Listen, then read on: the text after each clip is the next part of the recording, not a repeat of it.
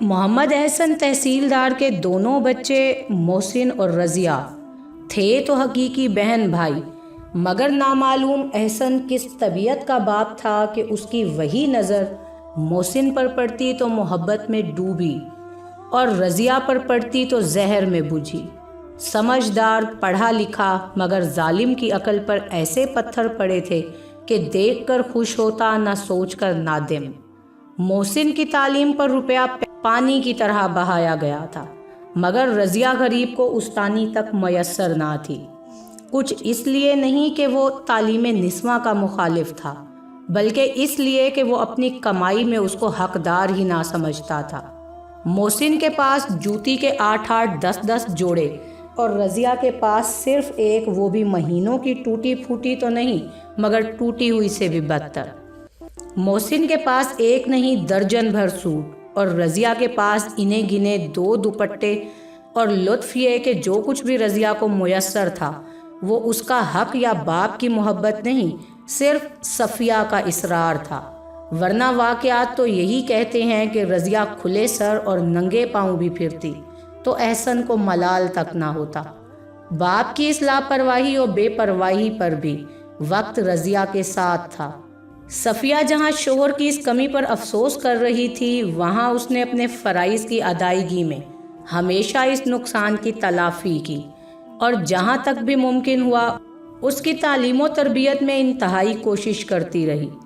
رضیہ کی فراست، اس کا شوق، اس کی سعادت مندی، صبر اور خاموشی ماں کے دل میں گڑی جاتی تھی۔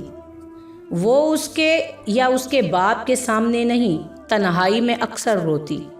ایک دفعہ کا ذکر ہے کہ عید کے موقع پر اس کے لیے، اس لیے کہ کچھ عزیز آنے والے تھے، شام و شام احسن نے بیوی اور بچے کے لیے سب سامان منگوایا۔ احسن، محسن، صفیہ، رضیہ چاروں ایک ہی جگہ پر بیٹھے تھے۔ احسن ایک ایک چیز اٹھاتا اور دکھاتا جاتا اور متوقع تھا کہ بیوی اور اس کے بچے اس کے انتخاب کی داد دیں۔ احسن جس وقت ایک چیز دکھانے کے بعد صفیہ، رضیہ اور محسن کی صورت دیکھ کر داد طلب کرتا، اس وقت صفیہ اس ڈھیر کو، کبھی شوہر کو اس امید پر دیکھتی اور تکتی کہ شاید اس ڈھیر سے یا شوہر کے منہ سے رضیہ کے لیے کوئی چیز یا رضیہ کا نام بھی نکلے، مگر پوری 9 چیزیں 4 صفیہ اور 5 محسن کی ختم ہو گئیں، لیکن رضیہ کے نام کی چیز نہ ڈھیری سے نکلی، نہ اس کے باپ کے منہ سے اس کا نام نکلا۔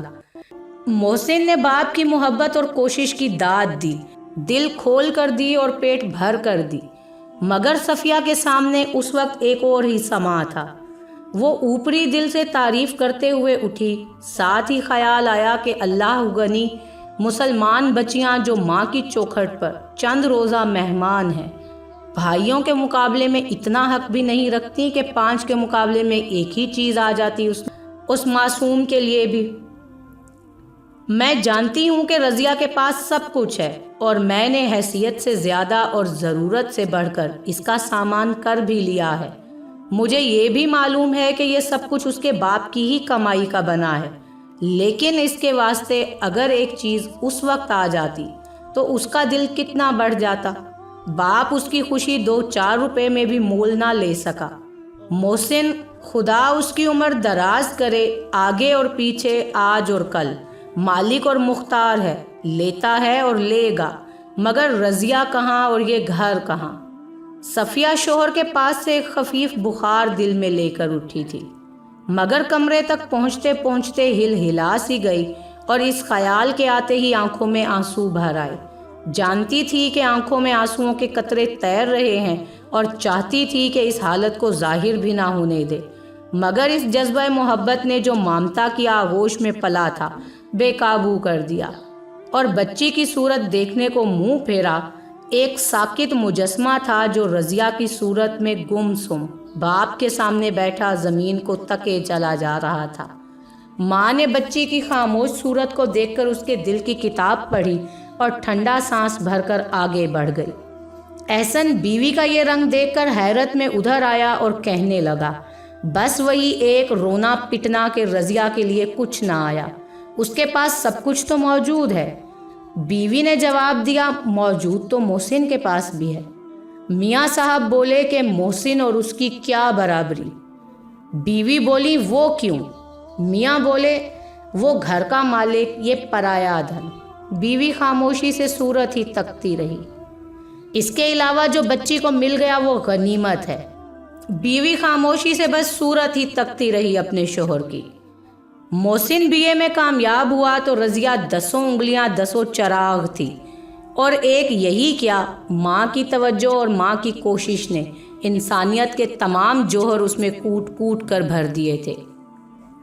دونوں بہن بھائیوں کی شادی ساتھ ساتھ ٹھہری، مگر اس احتمال سے کہ موروثی جائیداد رضیہ کی سلطنت پرائے قبضہ میں نہ چلی جائے، احسن نے اس کے نکاح سے قبل قریب قریب تمام جائیداد وقف الاولاد کی آڑ میں محسن کے حوالے کی اور رضیہ کو جائیداد سے محروم کر دیا۔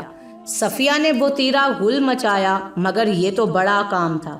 چھوٹی چھوٹی باتوں میں بیویوں کی مخالفت کا شوہروں کے مقابلے میں کیا نتیجہ ہو سکتا ہے؟ مسلمان خواتین اس راز سے اچھی طرح آشنا ہیں۔ صفیہ کو بڑا صدمہ یہ تھا کہ اس کی اپنی جائیداد بھی، جو اسے میکے سے ملی تھی، اس سلسلے میں فنا ہو رہی تھی۔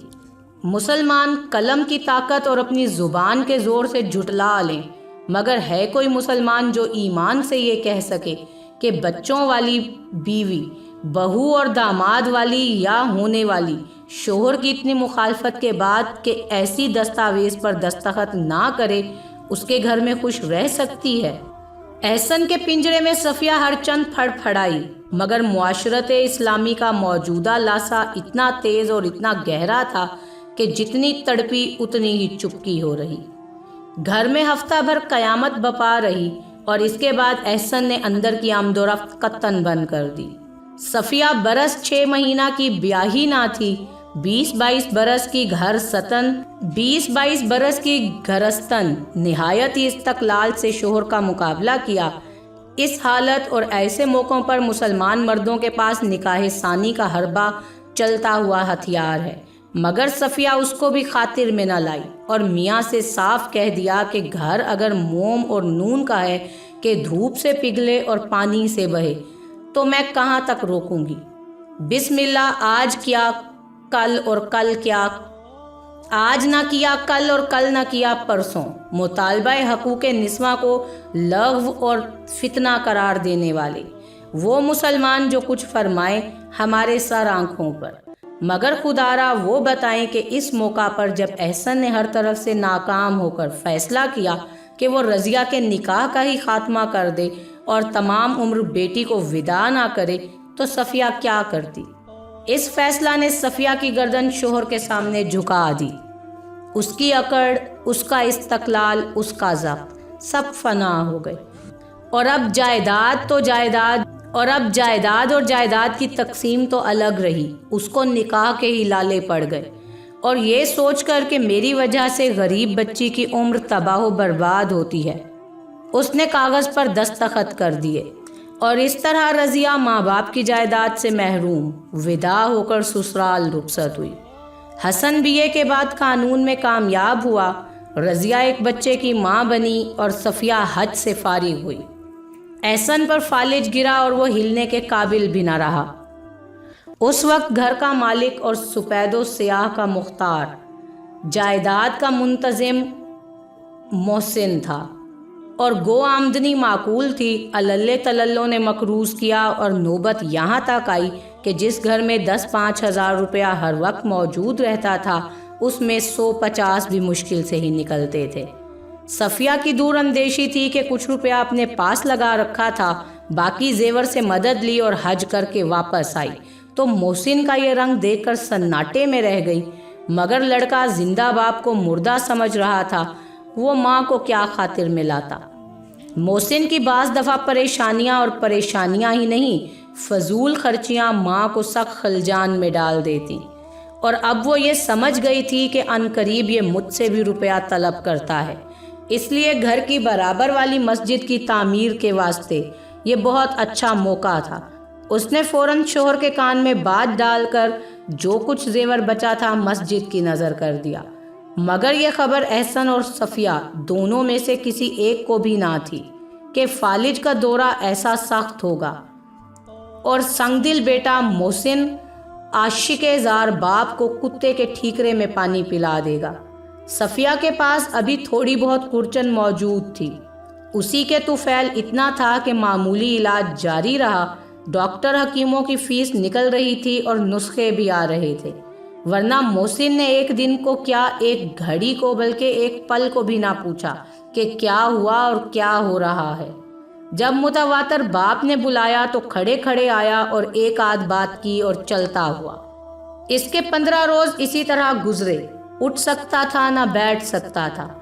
اس موقع پر صفیہ نے ایسی خدمت کی جو شریف بیویوں سے توقع کی جا سکتی ہے۔ اس کو سوا رونے کے اور کوئی کام نہ تھا، رات رات بھر اور دن دن بھر پٹی پکڑے بیٹھی رہتی، اس کی نیند اور بھوک دونوں چکی تھی، اور اسی کا صدقہ تھا کہ حکیم ڈاکٹر آ رہے تھے اور علاج ہو رہا تھا۔ بالآخر ڈاکٹر نے بجلی کا علاج تجویز کیا جس کا تخمینہ 4000 روپے کے قریب تھا۔ احسن اور صفیہ دونوں کو یہ شبہ بھی نہ تھا کہ محسن باپ کا ہی روپیہ جس کی بدولت وہ نواب بنا پھر رہا تھا، باپ کی زندگی اور راحت سے عزیز کر لے گا۔ صبح سے بلاتے بلاتے شام ہو گئی مگر دنیا بھر آئی پر محسن نہ آیا۔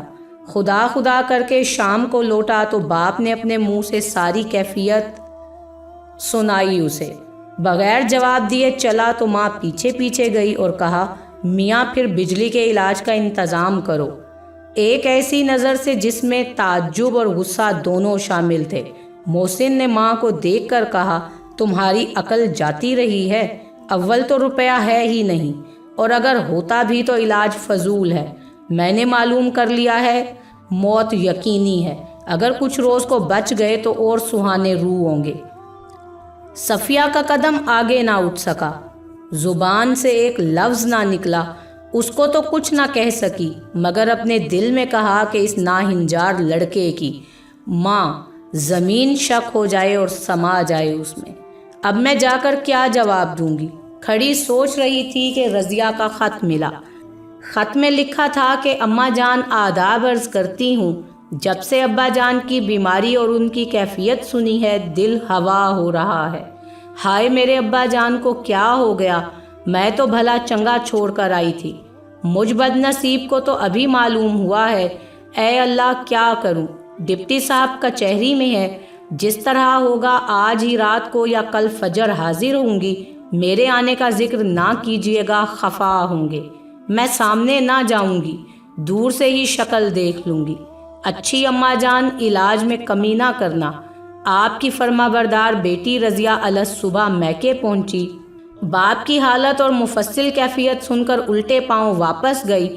رات کے 10 بجے تھے۔ احسن یہ سن کر کہ محسن نے روپیہ دینے سے انکار کر دیا ہے، انگاروں پر مرغے بسمل کی طرح تڑپ رہا تھا، مگر مجبور تھا کہ ہلنے کی طاقت نہ تھی اور کوئی دم کا مہمان تھا۔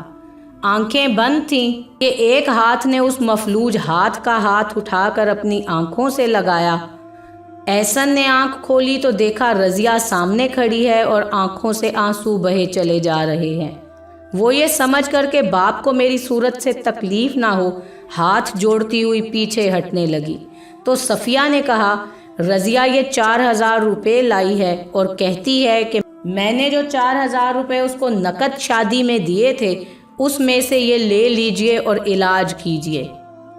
جس رضیہ کی صورت سے باپ کو نفرت تھی، جس پر 1 روپیہ بھی صرف کرنا ناگراں گزرتا تھا، اس کا سر اس وقت اپنے باپ کے قدموں میں تھا اور زبان سے یہ الفاظ نکل رہے تھے، ابا جان یہ آپ ہی کا روپیہ ہے، میرا نہیں ہے۔ آج احسن کو یہ احساس ہوا کہ بھولی بھالی بچیاں کیا چیز ہیں۔ اس نے بچی کو بلا کر اپنے سینے سے لگایا، دونوں کی آنکھوں سے آنسو رواں تھے۔ باپ نے ہاتھ جوڑ کر بیٹی سے معافی مانگی اور اللہ تعالیٰ کے حضور سر بسجود ہو کر ایسی بیٹی کے ہونے پر شکر بجا لایا اور ساتھ ہی اپنے کیے پر نادم اور توبہ تائب ہوا۔